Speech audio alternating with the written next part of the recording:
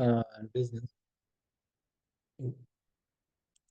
Um, with recording in progress, Yes. welcome to the Adelante Progressive Caucus General Meeting for June 2025. I am the chair, Colton Dean. Um, uh, Today we have our guest, DPNM Vice Chair Cameron Crawford, who will be speaking within just a moment. Just wanted to start with some quick announcements from the e-board. I met with Vice Chair Romberg a couple days ago just to talk over ideas for what we can do to try and um, get more membership, get more people involved. Um, what we would like to do is one thing we need to do is our elections. We're a bit overdue on that. So we need to put an announcement out that my position's up for reelection. Dan, I believe your position's up. And just put it out there for anyone who wants to run. It's free to, who's a member is free to run, I believe. Um, um, One idea that Scotty and I discussed, I know that the DNC, is talking about trying to bring young men back into the Democratic Party, and they're putting money out for it. Maybe we should reach out to Trish Ruiz, our DNC uh, representative, to see, hey, maybe they can send some to New Mexico, maybe specifically to the Progressive Caucus to help for outreach and recruitment. Um, Uh, one of the things that Sky and I discussed is about what does it mean to be a progressive in New Mexico, and I think that you know the other caucuses, their mission sums up in the name pretty eloquently. But people kind of hem and haw on progressive. I know what I feel like it means, but maybe we need to put the word out there to the membership, like if you want to list 5 things that make or what does it mean to be a progressive in New Mexico? I could certainly come up with 5 things, but then have people bring it in, and then that's going to be what we stand for, and that'll be our mantra going forward. Um, bring it in, see where there's a lot of overlap, and then discuss what the best ones are. That might be something for the future. Um, uh, one one thing one thing I noticed while chatting with Scotty was one of the things I've been wanting to do for a while is uh, get involved with the interim committee meetings with the state legislature. And those sneaky, they haven't published a calendar for when the interim meetings are happening, but there have already been interim meetings. And you know this because you have to go to each interim committee individually, and you'll see the minutes from the previous meeting and no future scheduled meetings. Sneaky. I don't know, maybe word got out that I wanted to, hold our elected officials accountable, and just make it a little harder to do that. Um, I'm I guess that would be my one question for Cam when we get to him. So like, hey, what's up with that? Um, and Scotty and I recovered our banner from Francis. It was Marisol did drop it off at the Bernalillo County Democratic office, and they did find it, and it's in my closet. So we have one more banner if needed. And that's all from me. Madam Vice Chair, do you have any uh, announcements? Um, what I did do is I kind of started writing what it means to be a progressive. And what I'll do is I will type it up and send it out to you and see if you kind of agree. I mean, we have our mission statement on the website. So I think that this will be just like a brain tickler. I also am going to be meeting with Muriel Carpenter tomorrow afternoon on how she does her newsletter and what's involved. Because I feel like if we can send out a newsletter, um, there is a better chance we'll get more people involved because people are busy and they need to be reminded. So anyway, hi Jay, how are you? Hello, I'm doing good. I Good. attended the Young Dems meeting yesterday, and that's how I got informed about this. So that's why I'm Oh, here. great. Super, super, super.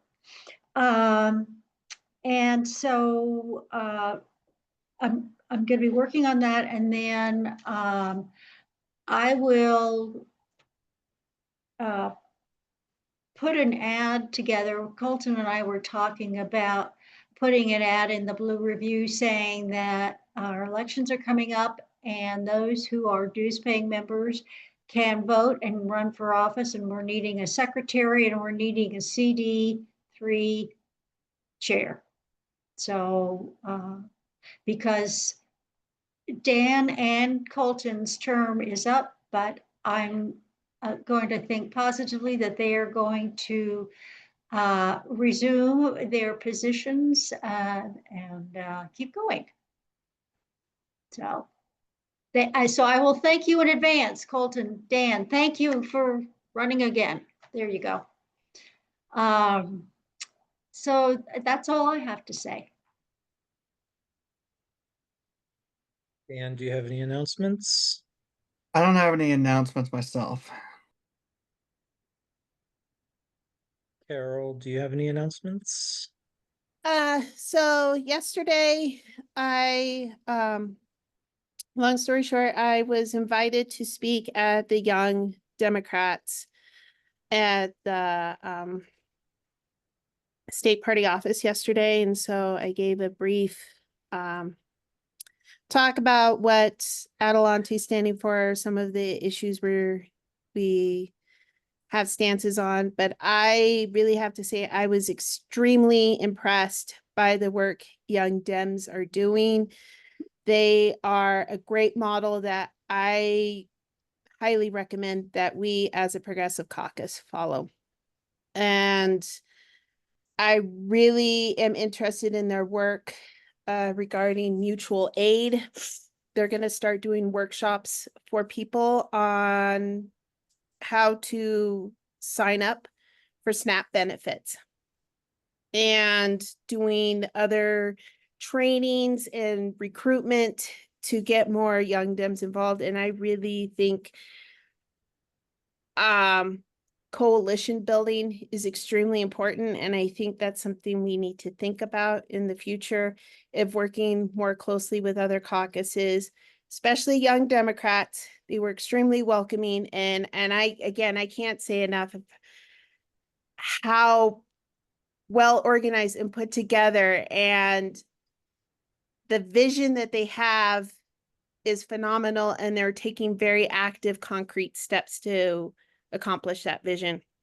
So I really want to work with Young Dems more, and I also want to do more outreach with the rural Democrat caucus as well. So that's kind of what I'm reporting. Instagram is still kind of doing its thing. So I would like to build more following with that, but that's all I have to report in that regard. Carol, I hadn't logged into the Instagram in a while and now I am unable to. Can you, at your convenience, resend me the login so I can put that back in? Yeah, I can do that. Thank you. Cricket, do you have any announcements? I haven't been reaching out to CD2. I'm sorry to say that. Personally, I'm going to go to Petroglyph's in Albuquerque with my sign, protect public lands for the Wilderness Society. And then I'll take part in the No Kings event on the 14th that we're having in Socorro. Great. Alrighty, with that, that concludes our e-board announcements. We can now get into general topics. A few days ago, Vice Chair Crawford reached out to me and said that he wanted to come talk to the Adelante caucus. And I said, the general meetings are, of course, open to all Dems in New Mexico. And did you have something specifically that you'd like to discuss this evening? Mr. Crawford, go ahead. Hi, Colton. Hey, everybody. How's it going? Hope y'all can hear me. Just wanted to come and hang out for a little bit, see what you guys are up to, see if there's any questions I can answer. I know it's been a little bit of a hectic news cycle lately, so I want to make sure that I give folks an opportunity to kind of ask questions if they're curious, or just kind of give some general updates on what I've been up to within the last month or so, within having taken office. I don't know how many of y'all saw my town hall that I did on I guess a few weeks ago, but we have been hard at work trying to rebuild the Democratic Party in places that don't have local parties. And so I was very happy the other day to finally send off applications to reserve library space in the village of Fort Sumner. And very soon we'll be sending out texts to Democrats in Debaca County to invite them to a general meeting on the 21st, where we're going to try to recruit people to make that party active and really get to work. I had a meeting with the CD vice chairs who historically have sat on their asses and haven't done much for their entire terms. And so I had a very productive meeting with Bo Sandoval, who is CD1 vice chair. Had an excellent conversation with Laura Parra out of Luna County, and we are going to try and get a College Democrats chapter started out of Western New Mexico. I talked to Bo Sandoval about making calls into Guadalupe County. He has been hard at work doing that, just calling Democrats in a county that used to be one of the bluest counties in the state. And in this last election, Kamala Harris only won it by 14 votes. Not 14%, but 14 votes total. So we've got some work to do there. He has been calling people, and as soon as we get a good core group of people, maybe 20 committed Democrats to come to a meeting, we're going to look into finding a meeting space there as well. I've also been in touch with some ward chairs here in Santa Fe, where I live. And I'm putting together a working group to make calls into Hardin County, which is New Mexico's least populous county. It's where the deer and the antelope play. We're going to make calls into Hardin County to do the same exact thing, recruit folks, get Democrats active again, and try to do some community outreach. Jay, yesterday I was in your neck of the woods. I was in Las Cruces for a Ward 4 meeting with the great Caroline Zamora. And they are doing some wonderful things. They are going to do a Stuff the Bus event on July 12th that I hope to attend. It was a brutal 8-hour round trip, but it was well worth it.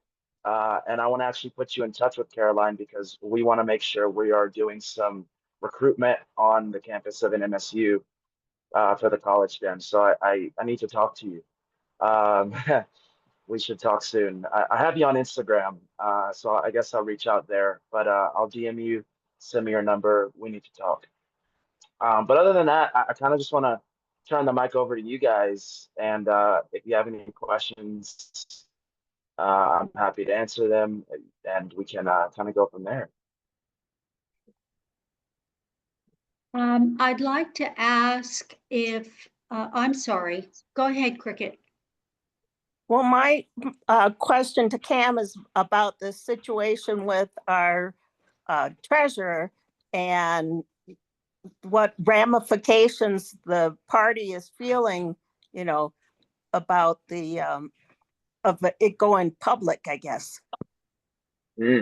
Excellent question. So, Scotty, you know this. The campaign was very, very contentious, and the battle lines for that race were drawn.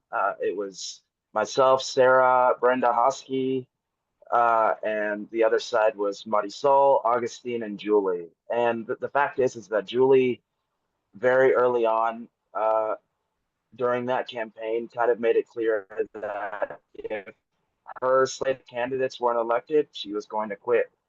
And that's just the truth of it all. We have text messages when she was at her ward meeting. At her ward meeting, she said, "If that woman, Sarah Adelson, gets elected, I'm quitting." Julie didn't mention that to the press. Julie didn't mention to the press that during the campaign she paid for flyers and brought them up here to Santa Fe to distribute to my folks up here. They were anti-Sarah flyers. That was probably the dirtiest moment of the campaign. We didn't do anything like that. Julie didn't mention that to the press. You know, I think this is just an example of somebody who is upset that their slate of candidates didn't win. And so rather than leave quietly, she decided to go to the press while we were out of town and try to start a fire. And I just found it rich that in her letter she says that her goal was to unite the party. And so in order to do that, she went to the press to do a smear campaign. So we're looking for a new treasurer. We want to make sure we find somebody who's actually interested in doing the work. I liked Julie. I thought Julie was very competent, and every interaction I ever had with Julie was positive and productive. And Julie even advocated for me at the convention. I was on a meeting with Julie.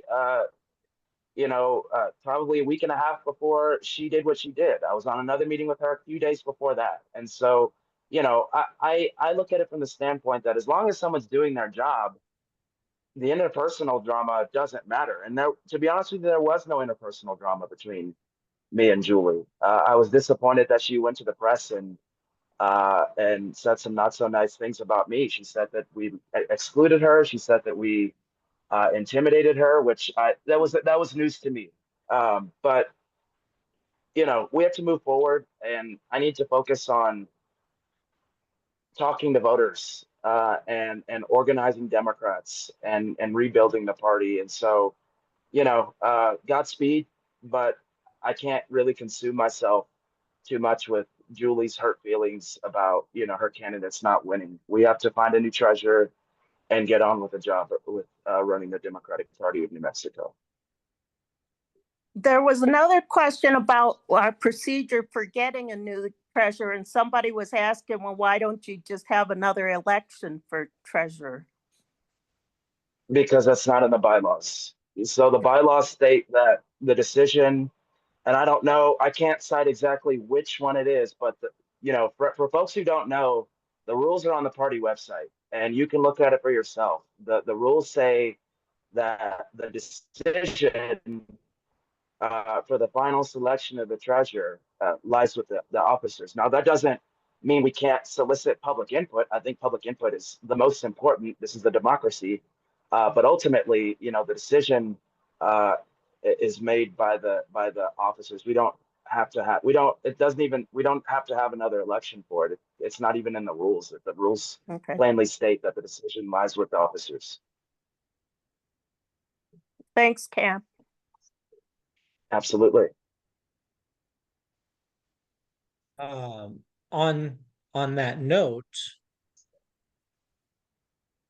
I'm all for the proper process to follow through, but from my perspective, it does seem like on her way out, Julie kind of tried to set the tone for who the next person should be.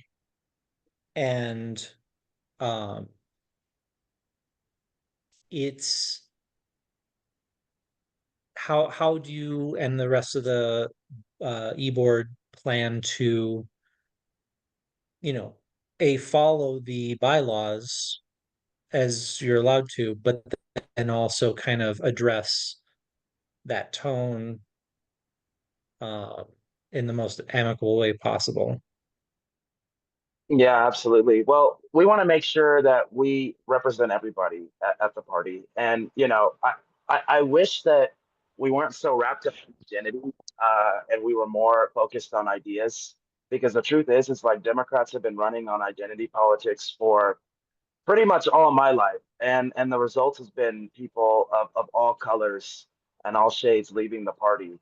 You know, I think it's very important that we try and find somebody who's competent. And Julie ran against somebody who was Hispanic, born and raised in New Mexico, had been there had been here all their life. If she thought it was so important to have somebody who's Hispanic in that position, maybe Julie should have dropped out of her race, but she didn't. And I think, but nevertheless, she's right. It is important that we have Hispanic voices at the table, and every state, well, not every, but a lot of our statewide officers are Hispanic. Is it important to have a Hispanic voice helping run the show at the Democratic Party? Absolutely. Is it the most important thing in the world? I don't know. I mean, I think it's definitely a consideration, but we have to find someone who's competent. And if they happen to be Hispanic and female, then God bless, and one of the candidates that we're looking at is, fits that description. But, ultimately we're looking for competence and somebody who actually wants to do the job. Dan, you have your hand up. So I was going to ask, yes, there was another person down ballot in Julie's treasurer position who would fit those characteristics. Is that person on your short list for possible treasurers? He was initially, but he's kind of hard to get a hold of. So Hmm. during the campaign, like he never turned his camera on during the forum. So we don't even know what the guy looks like. We can't look him up on Facebook. We don't have his contact information. I'm sure we could really find it if we dug for it, but I don't think that the way that he ran his campaign doesn't necessarily put him in the best light. He barely showed up for the forums, and even when he did, it was very touch and go. So we kind of want somebody who's a little bit more accessible, easy to find, and kind of I don't know, just presents himself a little better. But initially he was. Carol, did you have your hand up for a moment there? I have go a ahead. question, Colton. Cam, is it possible that have you been meeting as a governing board with the three of you? With you and Brenda and Sarah? Have you been meeting as a team? Well, I think we had, not regularly, but we had a meeting a few days ago, and we all kind of decided like it was a good idea for us to try and meet regularly. And we had planned on including Julie in those meetings, by the way.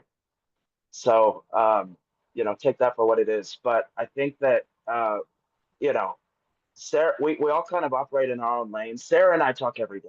I mean, Sarah and I are friends, and we're constantly bouncing ideas off of each other. She can't go somewhere, I'll go in her spot. If I can't go somewhere, she'll go in my spot. And we've talked with Brenda often, but we're still kind of in the process of operationalizing everything and sort of putting everybody on the same schedule, having everybody on the same page. But I think once we do have a full team, it would be a good idea for us to meet at least once a month, if not more. But we want to make sure we're meeting with a purpose and allowing each other the space to actually get some work done and get on with the job. Thanks, Cam. Carol, I see that you have your hand up. Yeah, hi Cam. So my question is this. Well, it's a two-pronged question. One, were these meetings informal? And two, if the meetings were not informal, are there meeting minutes to show who was in attendance in all of these meetings? They were 100% informal, and they were done on our own time. So, we would have a text chain and we'd say like, hey, let's meet and talk about XYZ. We don't have the minutes for them, but I will say on every official meeting, like if it had to do with the budget or fundraising, Julie was included. I'm, no, we made every effort to make it possible for her to, be a part of what we had going on. Now, I will say, every meeting wasn't necessarily relevant to her position. So, if it didn't really have anything to do with the budget or fundraising, okay, I mean, I guess it maybe extending the invitation for her to be a part of it would have been nice, but Brenda wasn't on every meeting.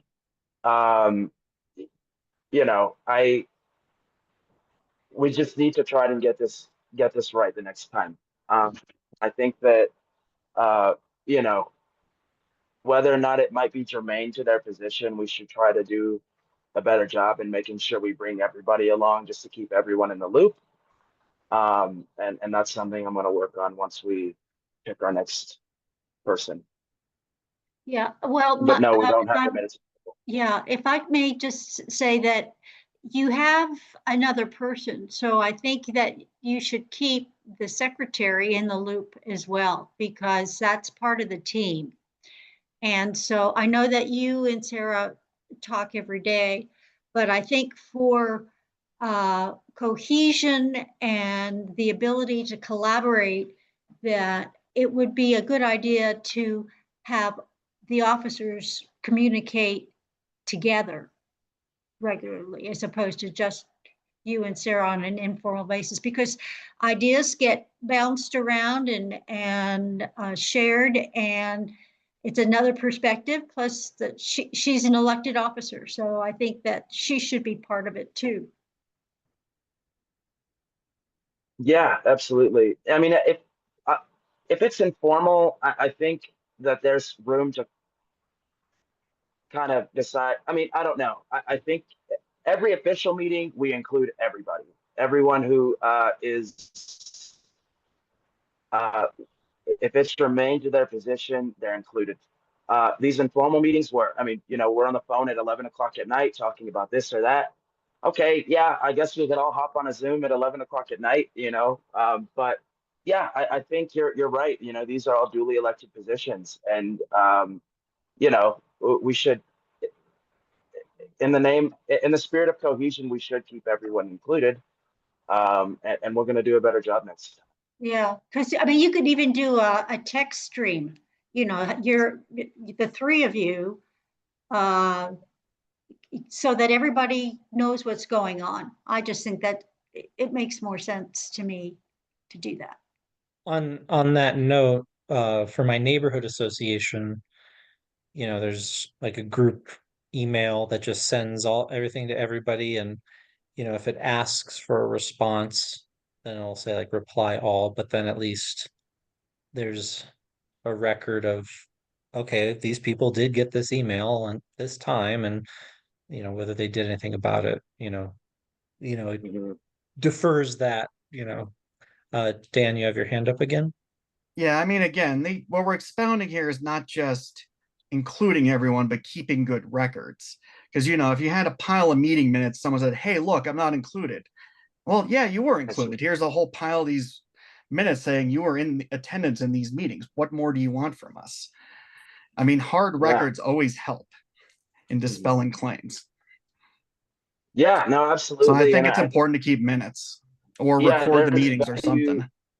That's what I was going to say. It's like there's value in making sure all of these meetings are recorded so that, no one can say this person said that, or, whatever, or, come up with some kind of, oh, well, they were mean to me. Well, it's recorded, and, anyhow. Yeah, and so that way it protects your reputation and the reputation of the party as well. So, I mean, yeah. And unfortunately, appearances do matter in a lot of cases. And so as long as you come correct. I mean, I know I'm already preaching what you already know, but yeah, it's like it stinks that you have to cover yourself that much, but it's yeah. That's just kind of my thought on it.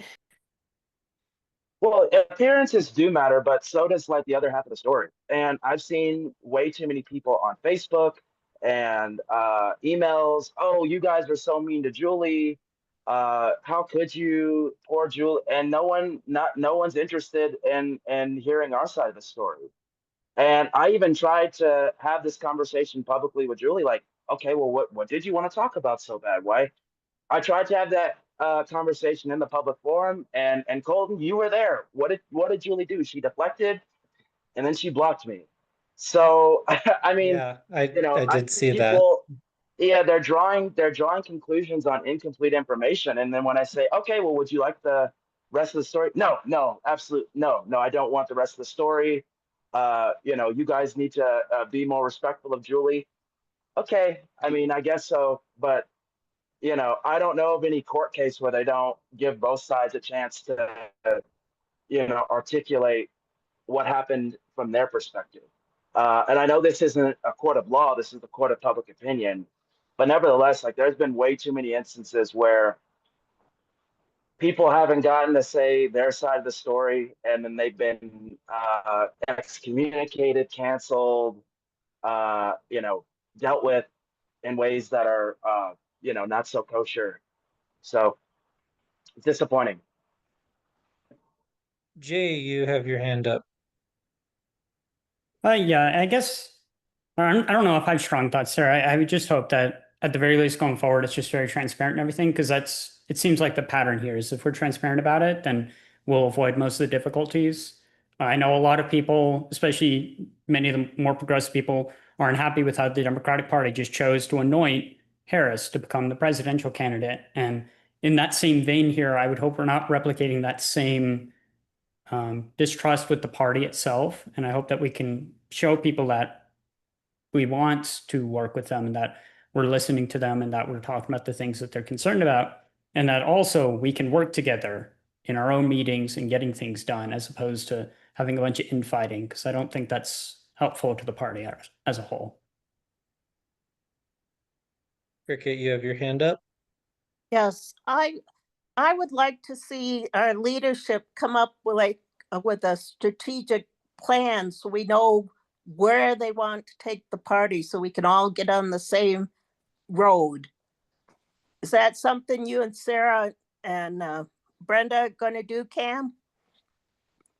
We could absolutely look into. I think we're having a meeting soon here in Santa Fe to meet with ward leaders, precinct captains, to give them a game plan on how not only we're going to win the election in 2026, but actually build lasting power. And there's a lot of people who are involved in the party who have no idea what to do. They have no idea what's going on. I was on during my town hall. I had a precinct captain say, I don't know what my job is. He has no idea what his position is for. He has no lists. And so, one of the things that I'm going to do is get people who are going to be active access to Vote Builder so that they can contact voters in their precincts and in their wards to actually get some work done. But I think a 30,000-foot view strategic plan on where we want the party to go and how we're going to do it would be valuable, and it's something we're going to have to work on and present. But there's been a few trainings in Bernalillo County that we obviously need to expand out to the rest of the state. But absolutely, that's something we can work on. May I make a little note on that? As you said that, something came to mind a few years ago when I was previously a ward chair. I hoped that there would be some kind of funding for mailers. Back over time, I've shelled out of pocket stamps to like mail out, like get out the vote kind of reminders and such like that. And it can get costly. So my humble suggestion would be maybe if there's what do they call it? Like a the pre-sorted stamped. I don't know, maybe there could be some kind of like an account, like business reply mail sort of thing, where if you're a ward chair or or precinct chair, you can get a certain number of or use that account that will then just, I don't know if you could just write that on the envelope, like account such and such, or if you'd need like official envelopes. But maybe if it were official envelopes made, it's like, okay, here's how many would you like? You have 300 Democrats in your ward. Here's 300 envelopes. Try, and if feel free to share between wards because they're all going to get billed to the same account. It's something like that. Just a suggestion. Scotty, you I have your think hand up. Yeah, Bernalillo County does have a ward grant program. And they do give out money for building the ward. So, I mean, that's not statewide. The smaller counties would have a hard time, raising money to do that. But Bernalillo County had it for the ward chairs and the precinct chairs, there is funding available.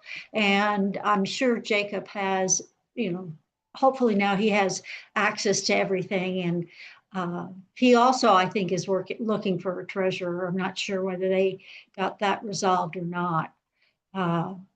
So, that there are systems. But the thing that we really do need to think about, I just got an email that Pete Hegseth is trying to make all officers above the rank of major sign a pledge of loyalty to Trump.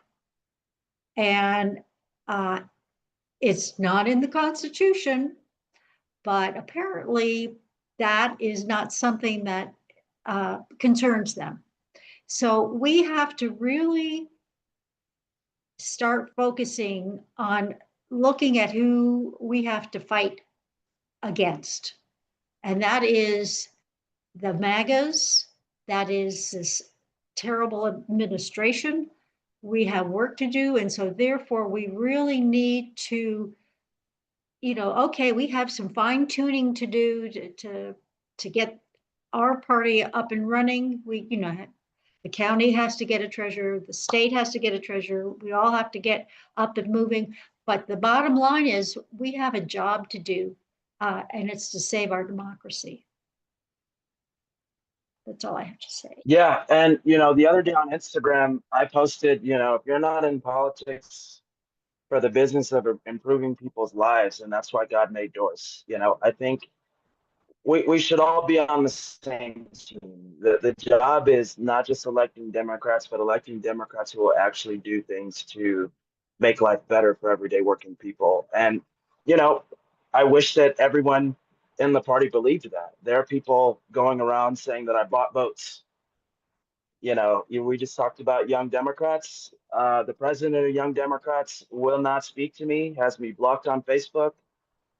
How are we supposed to reach young people? How are we supposed to work together? If you have me blocked on all these platforms, if you're going around the state telling people that I was unethical and that I bought votes. So, Scotty, you're right. We have a common adversary. I won't say enemy because Republican voters aren't our enemies, but Republican politicians are for sure. And we need to make sure that we're all on a united front trying to, bring about a message about a clear alternative to what the Republicans are offering. So Maybe Jay, since you're part of the Young Dems, you might try to help us make some headway. Yeah, I can certainly try that. Yeah. That would be really great. Because I think everybody needs to get clear-eyed about what's going on the bigger picture. We really do have to come together. A point I just kind of wanted to make real quick. Yes, the objective is to defeat Republicans, but I think bringing people more into the DPNM structure or the county party structures or the ward structures is to try and encourage more robust choice when it comes to voters, because I feel as a progressive that too often over the years the corporatist wins the primary, the establishment wins the primary, and it's like, well, what you gonna do? You gonna vote Republican? Gotcha. You know, and we need to make sure that good Democrats get on the ballot and go up against those Republicans, and then of course defeat the Republicans. Uh, Jay, your hand, you have your, Yeah. Hey uh, guys. So just a couple of things. One is, about the whole treasurer mess. I feel like, the exclamation point on that was the message sent out by our party chair, which was divisive and just combative, and specifically calling out a slate. So I think there's still a lot of work to do before this actually comes together, because that message says like there was another slate and she couldn't work with us. I'm like, those are not words you want to use when you're having a problem and you want to bring people to unite people and bring them together. So there's still a lot more work to do just from the words we use, because as you all know, words are powerful, and we need to use words that are really welcoming and helping to unite us and keep us together and to all do better. And I think maybe, Colton, the other thing you were just saying about is like to help empower Democrats. That's the other thing we have to do, in addition to like the whole thing about bringing people into the structure. But really what we want to do is empower people to be change agents on their own and to kind of feel that they have the power to, help get better candidates elected and help to find people to run for office who they think will be able to, bring progress, which is what we really need in the society. We need to be moving forward, not back 100 years or 1,000 years, whatever these crazy people are doing. Thanks for hearing me. Carol, you have your hand up. Or I'm sorry, Cam, do you want to respond to something before we move on to more I questions? do. I I do want to kind of respond stacked up on you, because sorry. no, that's okay. So, I mean, I hear you, Jay, but did you read Julie's letter? I mean, it attacked me for not being from New Mexico. It pretty much, in so many words, attacked me and Sarah for not being Hispanic.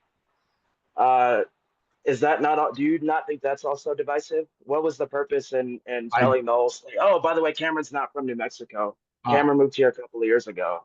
What was the purpose of that? I totally hear you, Cam. Like, I just don't, I'm not here to explain why she did that or why she left. My only concern is what we do with what happens afterwards. And that's where No, I'm we, asking if you think it's divisive. I'm asking if you think, because you said Sarah's comments were divisive. Do you think Julie's comments were divisive? I think she did not choose her words well. And I think what she said was not helpful.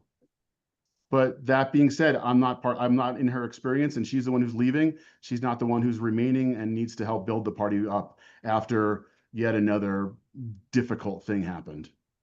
And that's really the important Fair, part. fair Like, enough. when you're elected, you don't have the luxury of necessarily saying how you feel, saying like, I'm pissed off, I'm angry, I'm this or that, because you have a bigger role to play and you need to play that role. And I just don't feel like that's what happened. And thanks for the conversation, Cam. Okay, yeah, no, thank you. Appreciate you.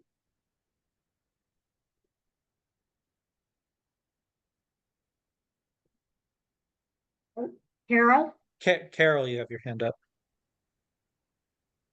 you're muted. So I know that we've been talking about a lot of the divisiveness and the internal struggle within ourselves, and while the world's kind of falling apart. My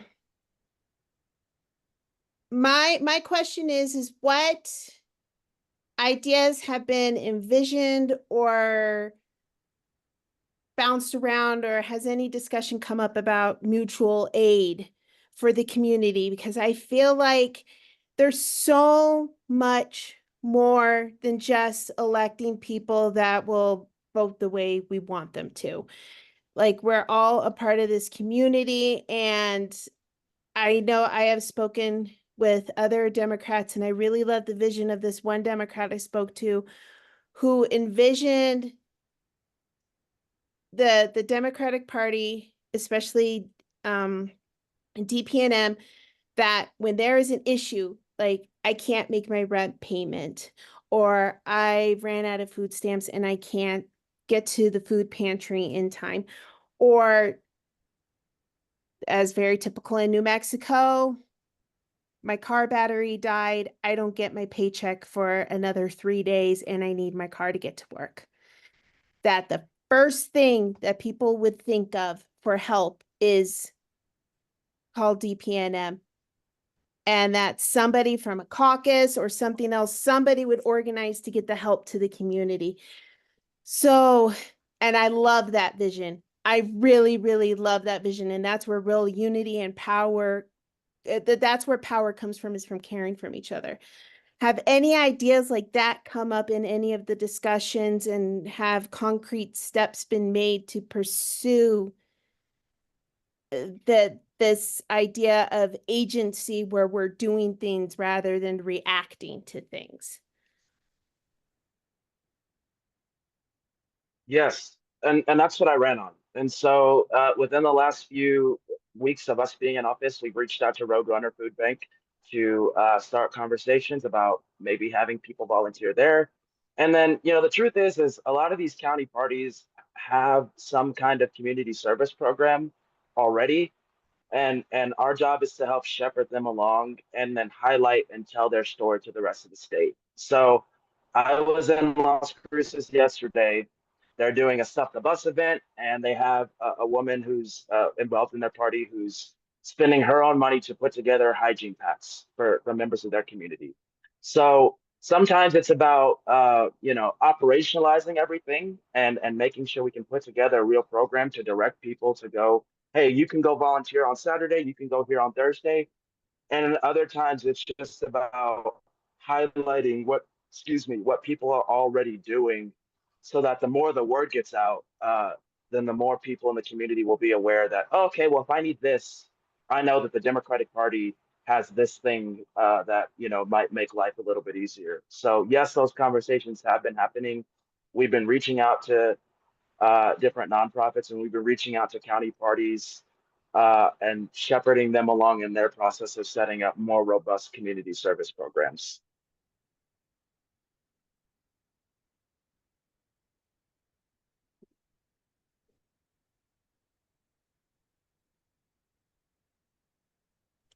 Dan, did you have your hand up a moment ago, or? I did, but it was basically answered. I was just it was just the discussion of not being transactional and just trying to work with people throughout the continuously. So the service question was a key part of that. So that, I think that was answered adequately for me.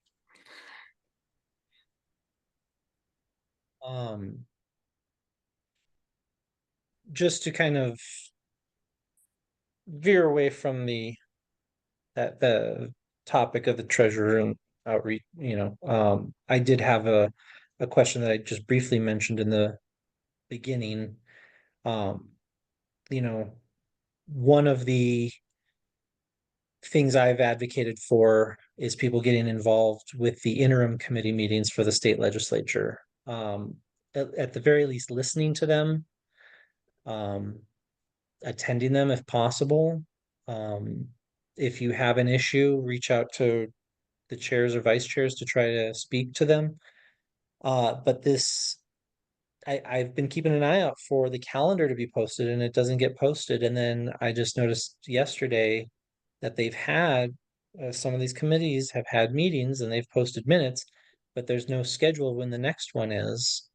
And um, I think that's something that the DPNM would have a role in. Like, hey, state legislatures, legislators who are chaired all by Dems, because there's Dems in both the House and Senate. Um, don't be so shady like that. What's going on? Cam, do you have any comments on that? I think you're definitely on the right track, and having that conversation is a little difficult because we do not only have to work with these people, but we're also expected to assist in their campaigns. Because the whole point is to get Democrats elected, right? That's what DPNM's purpose is. But I think we can kind of leverage, hey, listen, we are helping you guys. The least you could do is have a calendar that's accessible, and that works for everybody. I don't know how we would go about doing that. I guess I don't know who the point person for that would be, but maybe we could, you know, a newsletter is something that I've talked about within the last few weeks, just a general kind of newsletter about everything Democrats did in the month of June, sending that out. And I think attaching these interim committee meetings to that newsletter to let people know, hey, this is something you need to be at because it's important. And they're talking about stuff that directly impacts your life. Attaching that to the newsletter would be kind of just a way to sunshine that in the interim. And then, when the legislators decide that they want to be more transparent, and actually have a calendar that works, I think we could kind of go from there. I mean, from my perspective, the president of the state Senate is a Democrat and the Speaker of the House is a Democrat. I think that's like, hey, your party wants you to be more accessible, so at the very least, your constituents can listen to these meetings because they had it last year. They had a PDF of and of course the schedule did change a little bit with every month. But they did it last year, so I don't know, did the guy who did it retire? There's I mean, they're just not doing it this time for some reason. So. Yeah, I mean, I know at a bare minimum, there's the website nmlegis.gov. You can click what's happening and it will tell you like what meetings are going on that day. But that's kind of, very specific. Like if you only people who know that. Like if you're just Joe Schmo sitting at home, you're an average voter and you want to get more involved. I think a calendar would be very helpful. And that's And something sometimes we can yeah, last year's calendar, you could see that the uh such and such committee was meeting in September in Socorro. So, oh, well, maybe I'll make the drive to Socorro, or people in Socorro can go to that. Sometimes they'd have them in Cruces or Silver City, etc. If you just have to click in the day. Am I in the right city today? Um, you know, yeah. that's not as convenient. Oh, there's something in the chat here. I'll look at. Yeah, I just found that. I'm not sure if it has the full information that you were talking about, but because it's like I know for some of the committees, it doesn't really have details about it. Well, how much heads up do we get? That's the other question. I mean, knowing that the day of there's a meeting is not very helpful if you have like job and family and stuff. Mm-hmm. Oh, okay, here we go.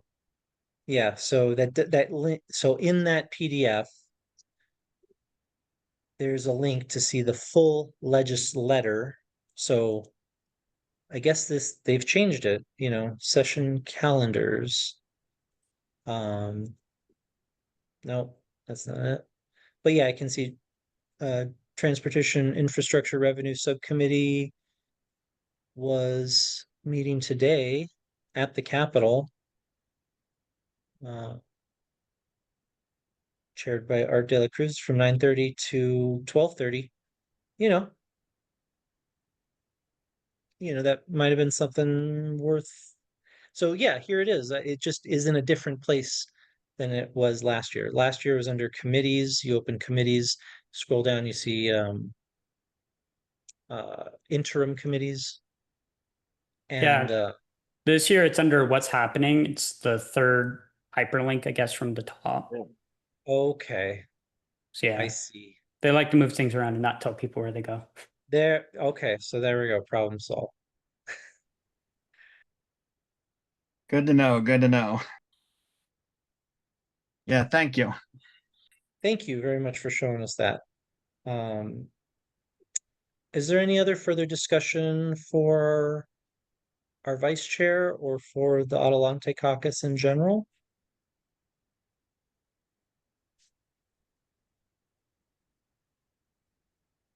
Because if we've said everything we need to say, maybe we can adjourn early, but before that, is there any further discussion about anything? I mean, I guess I could ask a question because I know this is my first meeting here. I generally have always seen myself as a relatively progressive person, but I guess I haven't been as involved with the party because I was kind of figuring out where I wanted to go, if I wanted to be involved with the Democrats more or go more just being independent, voting with Democrats down the ballot because I'm not going to vote for a Republican. But kind of seeing where I wanted to invest myself, and I feel like I do want to be involved with the party more, and that's where I decided to show up today. I wanted to be involved, so I guess I was kind of curious, like what you guys generally get up to more often. From my perspective, I would say, this was part of the discussion Scotty and I had the other day. For the last few years, the easy way to say is like, well, we're the Bernie-crats, we're what's left of the Bernie supporters, but that's not really pertinent anymore. And so we kind of have to figure out a way of re-envisioning, those talking points, those bullet points of what summarizes what we stand for. I mean, and I could kind of ramble on about, you know, a living wage, universal health care, transitioning away from oil, you know, but that's where it gets kind of difficult because equal rights for all, you know, so that's where we're kind of brainstorming, maybe having a contest of like come up with like 5 talking points that would describe being a progressive in New Mexico, because being a progressive in New Mexico may be different than a progressive in another state. I would say in a blue state, and a knock on wood safe blue state, we build upon democratic achievement, whereas say like in Texas where it's like just don't shut down the healthcare clinic, that might be as progressive as you could possibly get in a hard red state. But we have the luxury of like, okay, we know they're not going to be pure evil, so let's build and build some genuine good. One uh you know thing I would like to see with New Mexico personally is, we are landlocked in high desert. We don't have a port. Our international border is 3 counties and pretty small, and it's not necessarily a huge trade uh, aperture. Um, we're limited on water. We have a lot of open space. So what do we have that we can lean into to like make this state, more, here I am rambling again. So and definitely those perspectives don't align with the Republican Party. So that's why I'm here, but and you're certainly welcome to join and help us hash that out. At the same time, we don't just rest on a D. Just because they have a D next to their name is not enough, in my opinion. Um, it's got to be a little bit more. Cricket, your hand is up. Yeah, one thing that we did talk about previously was education. Since we know where we are in the bottom of education, that's something that we as progressives can get more involved with.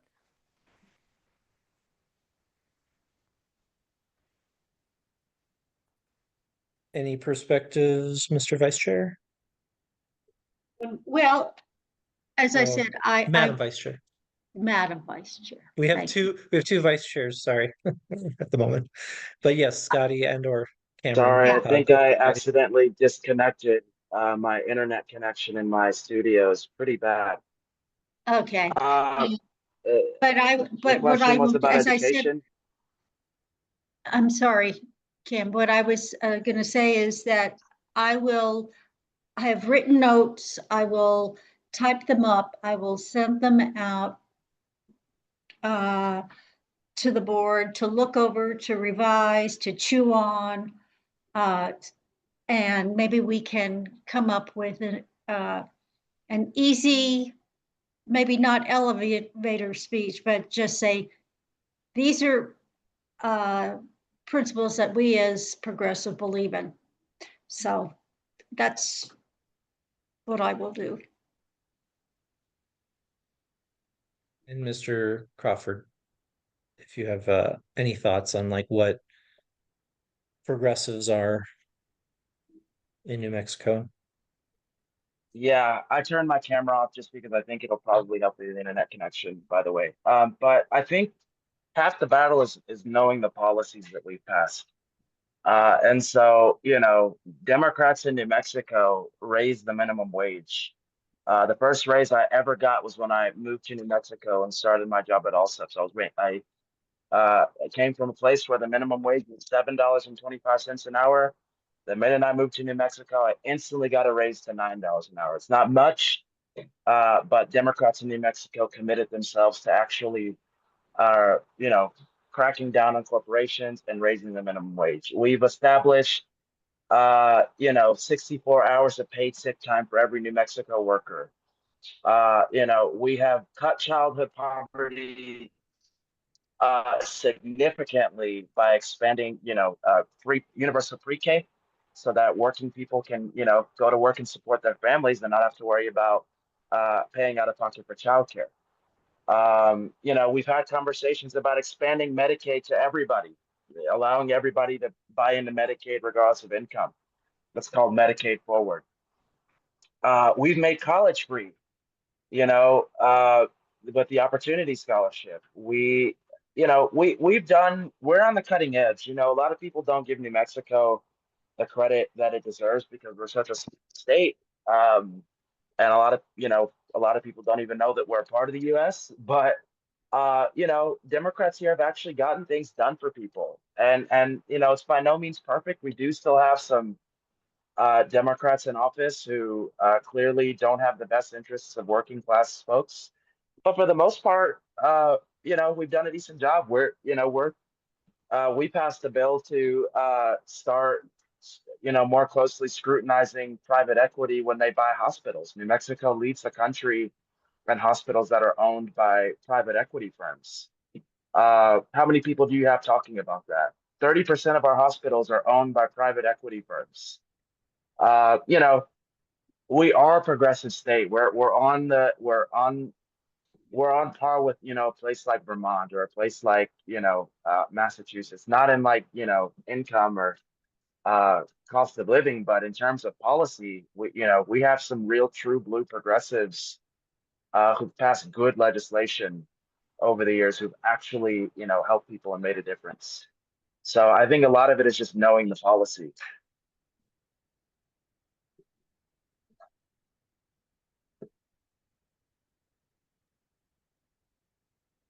Alrighty, any further discussion about anything?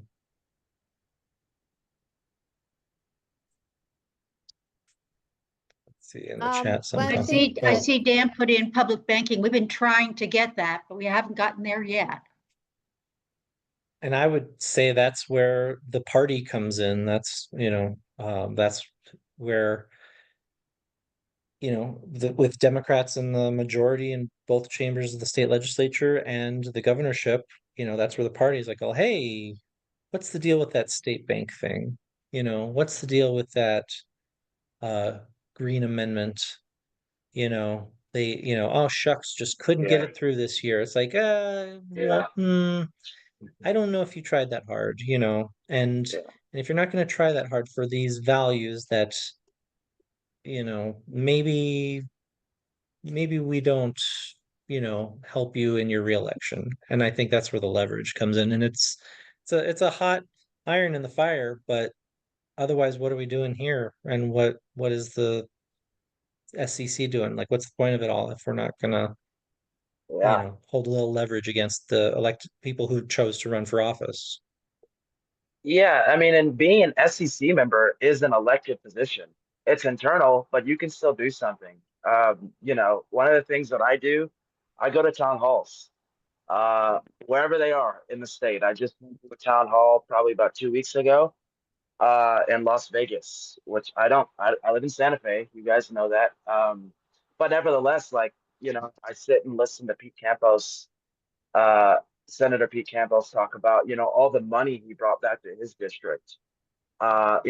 State Representative Anita Gonzalez, all the things that she worked on. I think, like, when you're armed with the facts, you can take it upon yourself to approach these legislators, on your own time, and say, hey, what is the deal with, I mean, they tried to pass a bill to, limit the distance, of like oil and gas operations to schools, and it failed. I don't know why that bill failed. I mean, that seems like a very common sense, like, hey, let's not have a refinery next to school, but they couldn't pass it. We need to find out which Democrats didn't vote the right way, and go to the roundhouse. It's about 20 minutes away from my house. Go to the roundhouse, find those Democrats, and ask them why they voted the wrong way. It's some of it's taking ownership of some of these ideas. I know there's a lot of, well, somebody should do XYZ going around in the Democratic Party. Oh, we need to do XYZ. Well, no, you need to do it, because it was your idea to come up with, and, by taking ownership of that idea, we can actually hold you accountable, as a private citizen, but who's also a member of this democracy, to actually get this thing done. So, I think there's a lot of, personal ownership that comes along with, being in a democracy that we don't talk enough about.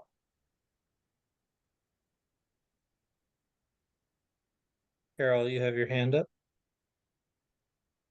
Yeah, so for me, I feel kind of going back to the question of what is a progressive and what do we stand for, whatever.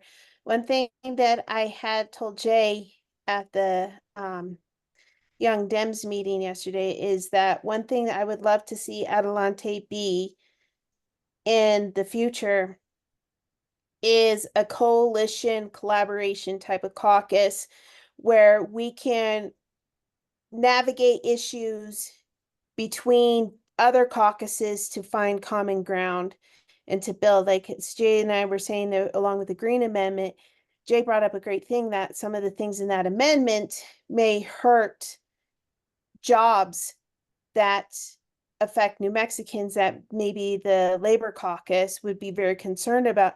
So how do we merge and find common ground within those caucuses so we all come to a good solution, so everyone is healthy and happy? And also, like I said, I feel like we have big dreams, and if we can take baby steps to make those dreams happen, that would be amazing. Like one thing I told Jay is it would be amazing if New Mexico could have a state school board instead of a big overarching Department of Education like we have now, or at least have a teacher advisory board, those sort of things. So for me, being a progressive is like, how can we move forward, not just in policies, but also in relationships and how we relate to each other, and also a lot of self-reflection and problem solving. Okay, what did I do wrong? What can I do next time to be better?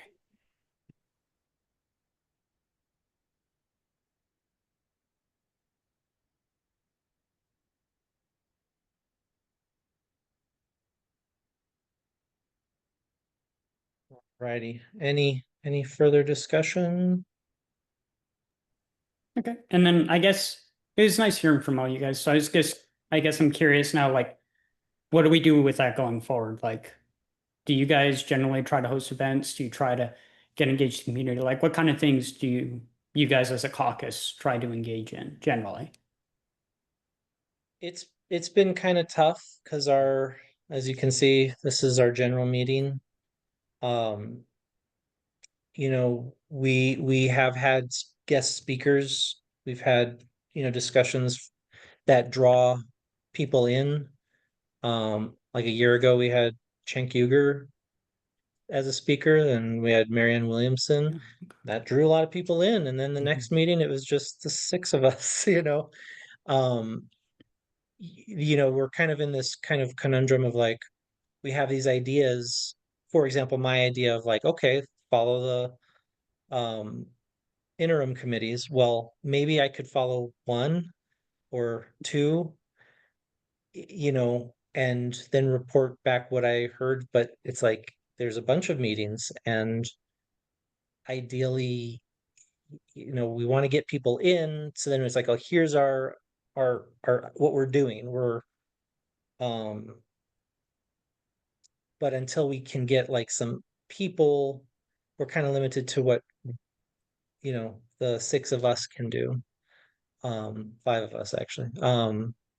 In our spare time with our life, in the midst of our regular lives too. So it's been kind of a challenge. Jay, you have your hand up?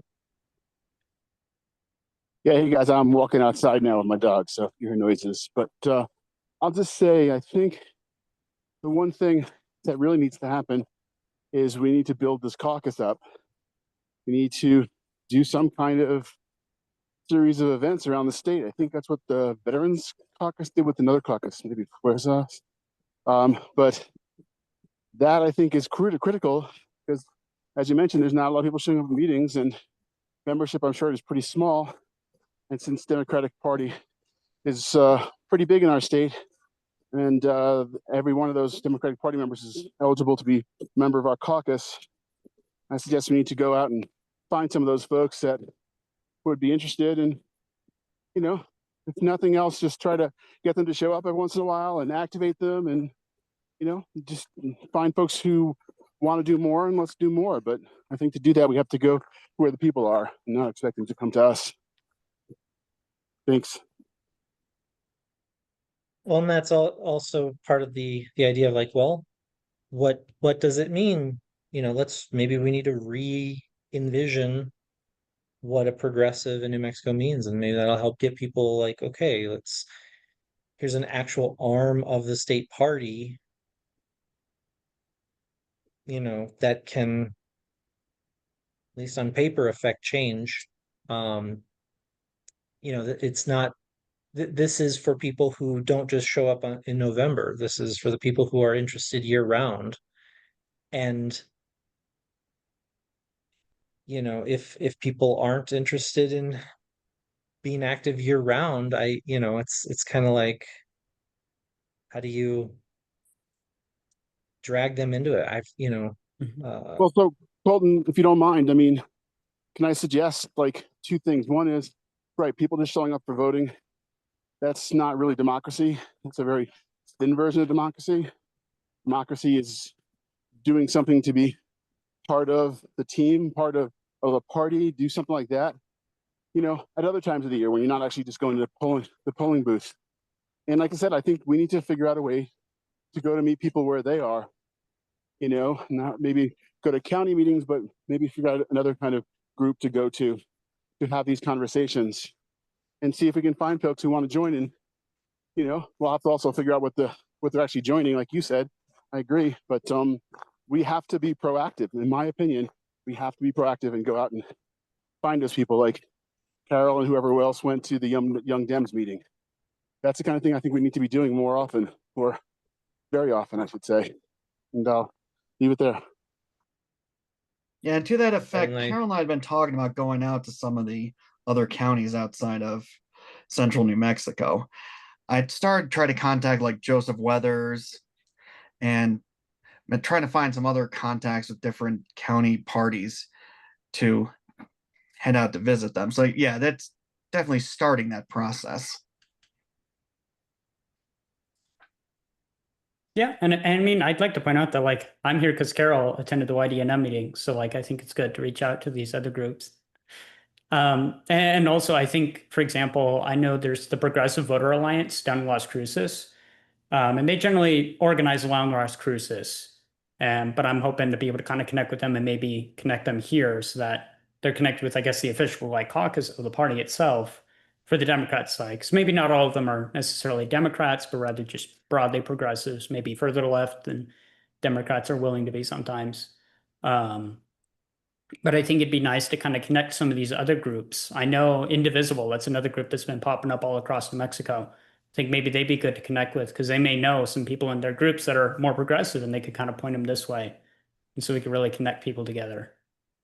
And then also, I know I'm a precinct chair down in Cruces as well. So I'll try and talk with my ward chair. And maybe we can get the county party to kind of figure out some of the people who are progressives and point them this way. And then I always think it's important to kind of talk about like what are we, but at the same time, I wouldn't want to. I know I talked with Carol kind of about avoiding letting perfect get in the way of progress, and I'd almost rather like just take actions. And I feel like we'll fit into whatever we see ourselves as, and we can. It's another reason why I don't want to. I'm getting my master's right now, but I don't want to go into academia because I don't enjoy just kind of sitting there going, "Well, we could do this," and then that's all we do with it. I want to actually do something with that, and so. Yes, I I remember one of definitely the feel the same. founders of this caucus, Cheryl Harris, excuse me, talked about that. Like a lot of progressive, very strong feelings, especially on maybe a couple issues or one issue, and that's awesome. So we just, yeah, we can't limit ourselves. And I definitely feel that where, if I go to someone and say, hey, join the Adelante Progressive Caucus. Oh, what do you do? Well, I've been listening to the interim meetings, and you know what? This is what's going on. This is what's coming down the pipe for 2026. Oh, well, that's interesting, and also so and so's doing this and so so's doing that. They could use your help, So it's like trying to find that balance of like, how do you join us and you can help us with what we're doing, but there's only so much we can do, you know between jobs and life and stuff like that. Yeah, there was a point in the past where we actually did fairly aggressive citizen lobbying during the legislative session. So I mean, that's something to consider. I mean, one body blower caucus took over the summer was the passing of Michael Sperberg McQueen because he did a lot of good stuff with us. So we're still recovering from that is the other thing. Which, if you know anyone who would like to be a secretary for our caucus, you know they just have to be a registered Democrat. That's the only requirement to be an Adelante or to run for an office, a registered Democrat in New Mexico. So, Um, not to interrupt, but you also have to be a dues paying member, correct? and a Yeah, dues that's what I was paying gonna member, say. Yeah, that as well.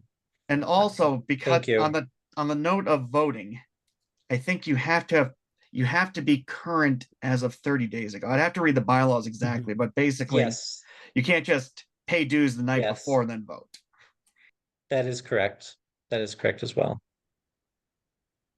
So if you, yeah, it is an opportunity to kind of get involved, but kind of have to like get started as, not just jump in when, and then jump out, it's like, alrighty, it is 7:50. Do we have anything else to discuss?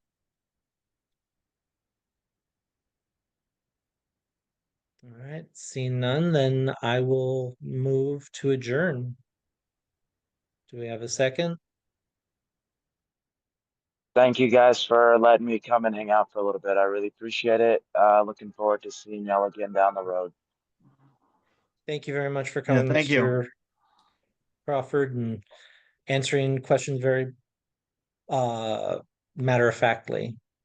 I mean, I think that's one aspect of progressivism is just just say it how it is, Yep, absolutely. Talk like a normal person.